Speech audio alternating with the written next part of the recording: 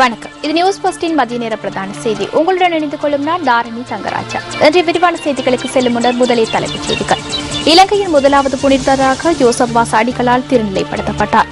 பரிசுத்த பாப்பரசர் தலைமையில் காலிமுகத்திடலில் நடைபெற்ற விசேட ஆராதனையில் பல்லாயிரக்கணக்கான மக்கள் பங்கேற்றனர். பரிசுத்த பாப்பரசரின் இலங்கை விஜயத்தை முன்னிட்டு சிறை கைதிகள் சிலருக்கு விடுதலை. இனி விரிவான செய்தி. பரிசுத்த பாப்பரசர் பிரான்சிஸினால் இலங்கையின் முதலாவது புனிதராக யோசப் வாஸ் அடிகளார் திருநிலைப்படுத்தப்பட்டார். காலிமுகத்திடலில் இன்று முற்பகல் இடம்பெற்ற விசேட திருப்பலி ஆராதனையின் பின்னர் பரிசுத்த பாப்பரசரினால் யோசப் வாஸ் அடிகளார் புனிதராக திருநிலைப்படுத்தப்பட்டார். இது தொடர்பான தகவல்களை தொடரும் செய்தியில் எதிர்பாருங்கள். பரிசுத்த பாப்பரசர் பிரான்சிஸ் திருத்தந்தை வரலாற்று சிறப்புமிக்க மன்னார் மருதமடு திருத்தலத்திற்கு இன்று விஜயம் செய்யவுள்ளார். பரிசுத்த பாப்பரசரின் மன்னார் விஜயம் தொடர்பிலான தகவல்களை வழங்குகின்றார் அங்கிருக்கும் எமது அலுவலக செய்தியாளர் ரஞ்சன் அருண் பிரசாத். பரிசுத்த பாப்பரசர் பிரான்சிஸ் இலங்கைக்கான விஜயத்தை மேற்கொண்டிருக்கும் இந்த தருணத்தில் இன்று மாலை மன்னார் மடு தேவாலயத்திற்கு வருகை தரவுள்ளார். இன்று பிற்பகல் 3:15 அளவில் மன்னார் திருத்தலத்தில் இடம்பெறவுள்ள விசேட ஆராதனையில் அவர் கலந்து கொள்ள உள்ளார். இன்று பிற்பகல் 3:15 மணி அளவில் விசேட ஹெலிகாப்டர் ஒன்றில் கொழும்பிலிருந்து மடுவிக்கு வரும் பரிசுத்த பாப்பரசர் அங்கிருந்து திறந்த வாகனத்தில் பக்தர்களுக்கு ஆசீர்வாதம் வழங்கும் வகையில் மன்னார் திருத்தலத்தை நோக்கி வருகை தர உள்ளார். பின்னர் இடம்பெறும் விசேட ஆராதனைகளிலும் அவர் கலந்து கொள்வதற்கு ஏற்பாடுகள் செய்யப்பட்டுள்ளன. இன்று மாலை பரிசுத்த பாப்பரசரின் இந்த விசேட ஆராதனை தொடர்பான தகவல்களை வழங்குவதற்கு நாம் தயாராக இருக்கின்றோம். நியூஸ் செய்திகளுக்காக மடு தேவாலயத்திலிருந்து ரஞ்சன் அருண் பிரசாத்.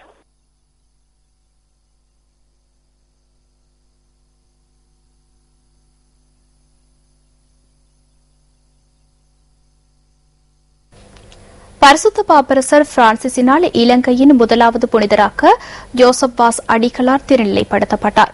காலிமுகத்திடலில் இன்று முற்பகல் இடம்பெற்ற விசேட திருப்பலி ஆராதனையின் பின்னர் பரிசுத்த பாப்பரசரினால் யோசப் வாஸ் அடிகளார் புனிதராக திருநிலைப்படுத்தப்பட்டார். ஸ்தாபித்த தனது குடிசையாய் இன்னும் சற்று நேரத்தில் ஆரம்பமாகும்.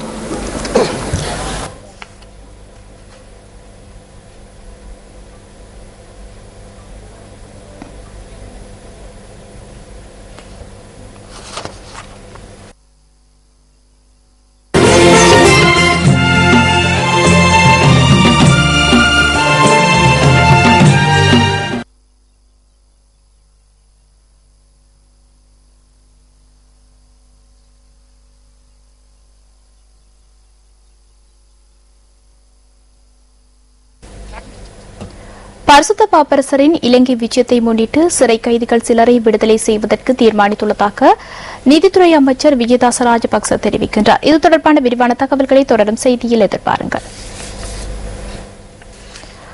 உழுதுண்டு வாழும் விவசாயிகளுக்கும் பரித்தேரில் பவனி வரும் சூரிய பகவானுக்கும் நன்றி தெரிவிக்கும் உழவர் திருநாள் நாளை வெகு விமர்சையாக கொண்டாடப்பட உள்ளது. தாய் திருநாளை வரவேற்கும் நோக்கில் நாட்டின் பல்வேறு பகுதிகளில் உள்ள மக்கள் தயாராகி வரும் காட்சிகள் எமது கேமராவில் இவ்வாறு பதிவாகியுள்ளன. யாழ்ப்பாணத்தின் சங்காணி மற்றும் மானிப்பாய் பகுதிகளில் உழவர் திருநாளாம் பொங்கல் திருநாளுக்கான ஆயத்தங்கள் களை கட்டியுள்ளன.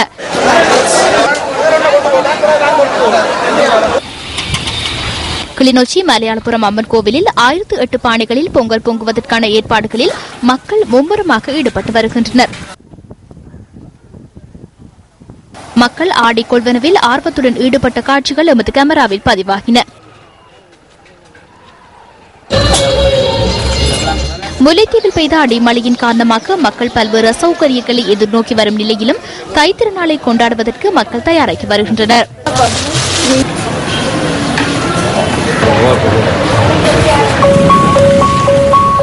வவுனியா மாவட்டத்திலும் மக்கள் அதிக அளவில் புத்தாடைகள் மற்றும் பொங்கலுக்கு தேவையான பொருட்களை கொள்வனவு செய்து வருகின்றனர்.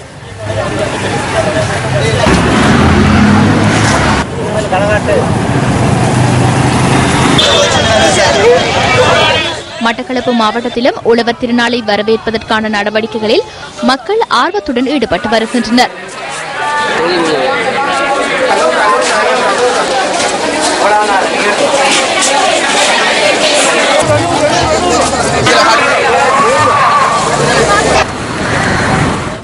திருகோணமலையிலும் தை திருநாளை முன்னிட்டு வியாபார நடவடிக்கைகள் களை கட்டியுள்ளன.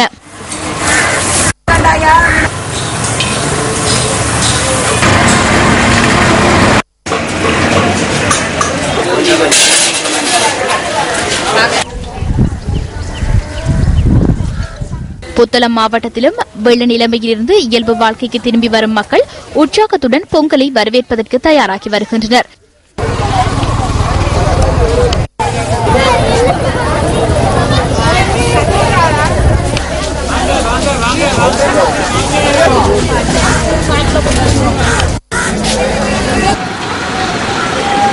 ஹட்டன் நகரிலும் வழமை போல பொங்கல் வியாபார நடவடிக்கைகள் களை கட்ட ஆரம்பித்துள்ளன.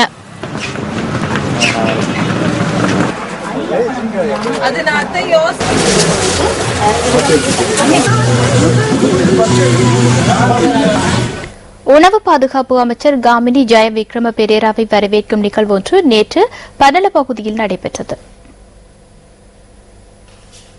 கடுகும்பல தொகுதி மக்கள் இந்த நிகழ்வினை ஏற்பாடு செய்திருந்தனர். பன்னல சின்னகக்குலி ஐயனார் கோவிலுக்கு அருகில் வைத்து பிரதேச மக்களினால் காமினி ஜெயவிக்ரம பெரேரா வரவேற்கப்பட்டார். அதன் பின்னர் ஐயனார் கோவிலுக்கு சென்ற அமைச்சர் அங்கு வழிபாடுகளில் ஈடுபட்டார்.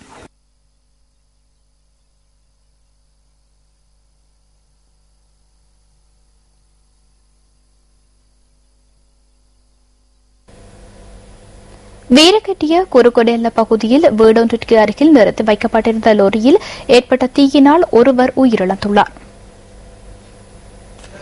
இந்த சம்பவம் இன்று அதிகாலை இடம்பெற்றுள்ளதாக போலீஸ் ஊடக பிரிவு குறிப்பிடுகின்றது. பிரதேச மக்களினால் தீ கட்டுப்பாட்டிற்குள் கொண்டுவரப்பட்டுள்ளது.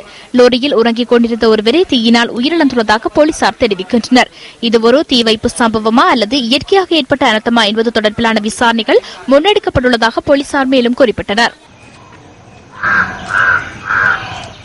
மெதிரிகிரிய மற்றும் தம்புள்ள திகம்பன பகுதிகளில் இடம்பெற்ற இருவேறு முச்சக்கர வண்டி விபத்துகளில் இருவர் உயிரிழந்துள்ளனர். மெதிரிகிரிய அம்பகஸ்வேவ வீதியில் பாதசாரி ஒருவரை மோதிவிட்டு சென்ற முச்சக்கர வண்டி சாரதியை கைது செய்துள்ளதாக போலீசார் தெரிவிக்கின்றனர். இந்த விபத்தில் உயிரிழந்தவர் அம்பகஸ்வேவ பகுதியைச் சேர்ந்தவர் என்பது குறிப்பிடத்தக்கது. இதேவேளை ஹபரண தம்புள்ள பிரதான வீதியின் திகபதன பகுதியில் முச்சக்கர வண்டி மற்றும் லோரி மோதியதில் முச்சக்கர வண்டியின் சாரதி உயிரிழந்துள்ளார். இந்த சம்பவத்தில் பெண் ஒருவருக்கு காயம் ஏற்பட்டுள்ளது. இந்த சம்பவம் தொடர்பில் விசாரணைகள் ஆரம்பிக்கப்பட்டுள்ளன.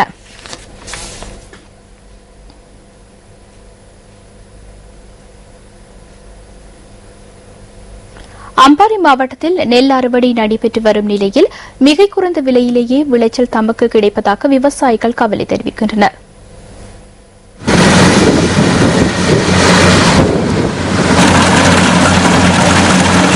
அண்மையில் பெய்த மழையினால் ஏற்பட்ட வெள்ளத்தில் நெற்பயிர்கள் வெகுவாக பாதிக்கப்பட்டுள்ளன.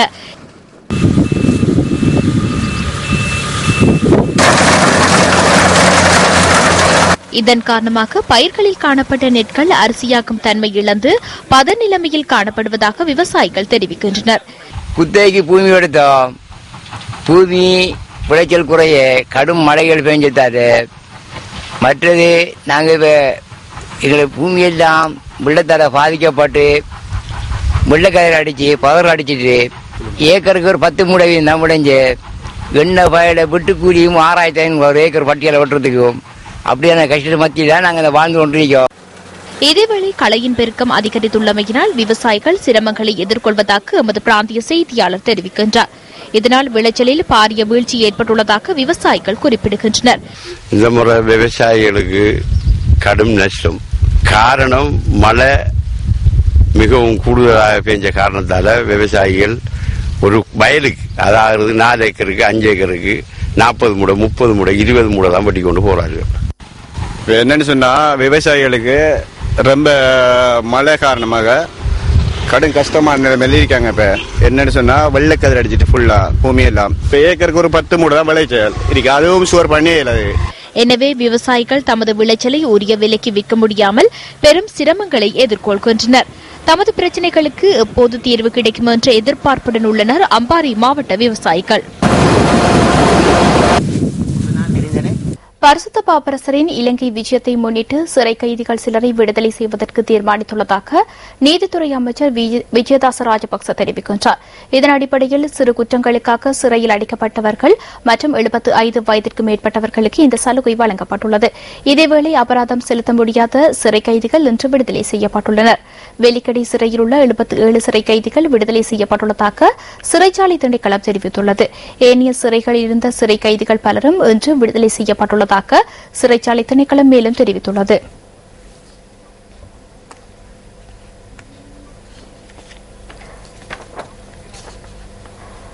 பரிசுத்த பாப்பரசர் பிரான்சிஸினால் இலங்கையின் முதலாவது புனிதராக ஜோசப் வாஸ் அடிகளார் திருநிலைப்படுத்தப்பட்டார். காலிமுகத்திடலில் இன்று பிற்பகல் இடம்பெற்ற விசேட திருப்பலி ஆராதனையின் பின்னர் பரிசுத்த பாப்பரசரினால் ஜோசப் வாஸ் அடிகளார் புனிதராக திருநிலைப்படுத்தப்பட்டார். ස්ථාපිත කරන ලද කුරුසයයි. பாப்பரசருக்கான பிரத்யேகமான வாகனத்தில் காலை 7:45 அளவில் திருத்தந்தை காலிமுகத்திடத்திற்கு வருகை தந்திருந்தார். பாப்பரசரின் ஆசையை பெறுவதற்காக நாட்டின் பல பாகங்களிலிருந்தும் லட்சக்கணக்கான மக்கள் இன்று காலிமுகத்திடலில் குழுமியிருந்தனர். பாப்பரசரை காண்பதற்கும் அவரின் ஆசீர்வாதத்தை பெற்றுக் கொள்வதற்கும் திரண்டிருந்த லட்சக்கணக்கான மக்களுக்கு பாப்பரசர் தனது ஆசீர்வாதத்தை வழங்கினார்.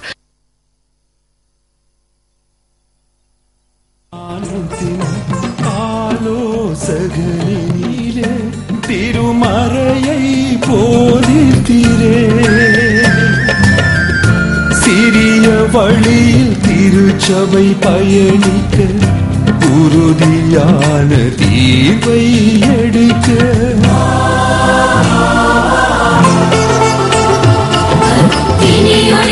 பலப்படுத்தும் தீமை நின்று காத்தருள் பிரான்சிஸ் எங்கள் திருத்தந்தையே. பாப்பரசரை வரவேற்கும் நோக்கில் இலங்கை கலாச்சாரத்தை பிரதிபலிக்கும் பல நிகழ்வுகள் இங்கு இடம்பெற்றன.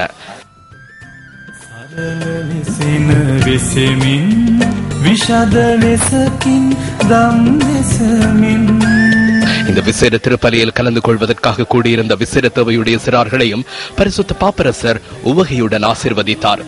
அதன் பின்னர் விசேட திருப்பலி ஆராதனை கீதங்களுடன் பாப்பரசரினால் ஆரம்பித்து வைக்கப்பட்டது.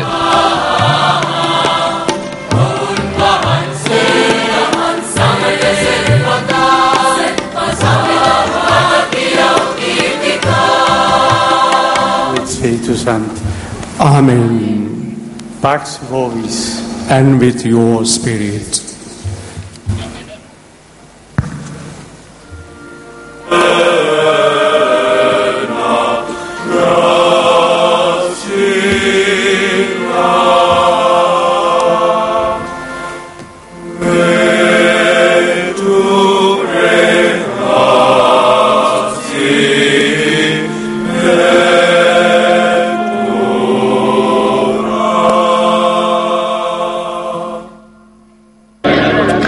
ජනතාව වෙනුවෙන් දුක්කම් කටුළු විද දරා ගනිමින් අසහාය සේවයක නිරත වූ භාග්‍යවන්ත ජුසේවාස් පියතුමන් ශුද්ධවරයට පත් කිරීම මේ අවස්ථාවේදී සිදු වෙමින් පවතිනවා.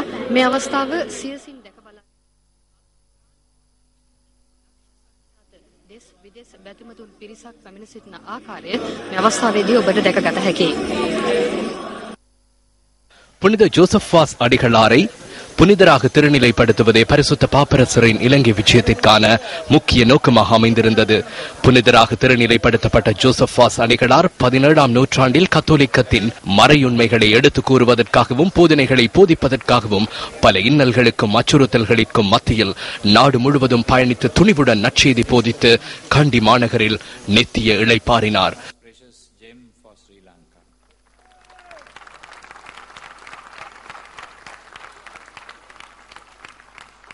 We thank you, Your Holiness.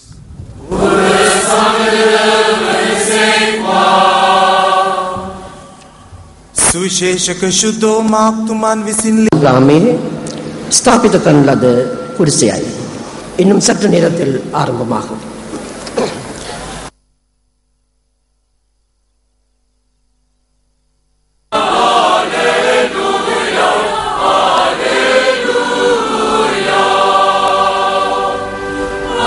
இதன் பின்னர் பரிசுத்த பாப்பரசர் கூடியிருந்த மக்களுக்காக பிரசங்கித்தார்.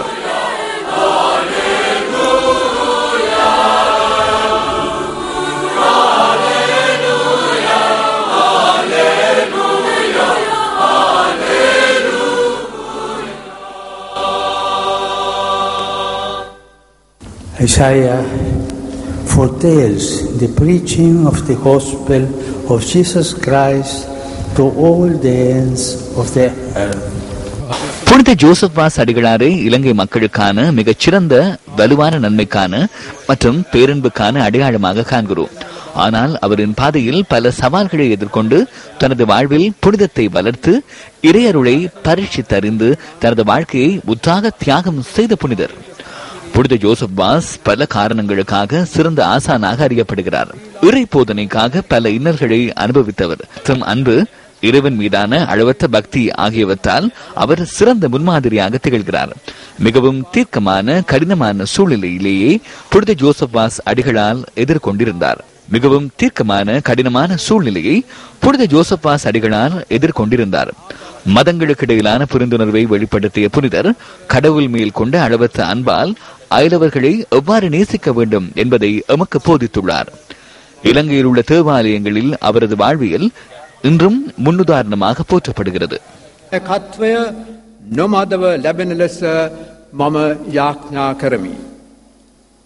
නව සාන්තුවරයාට යාඥා කරන ලෙස මම ඔබ සැමගෙන් ඉල්ලා සිටිමි. මා වෙනුවෙන්ද යාඥා කරන මෙන් ඉල්ලා සිටිමි.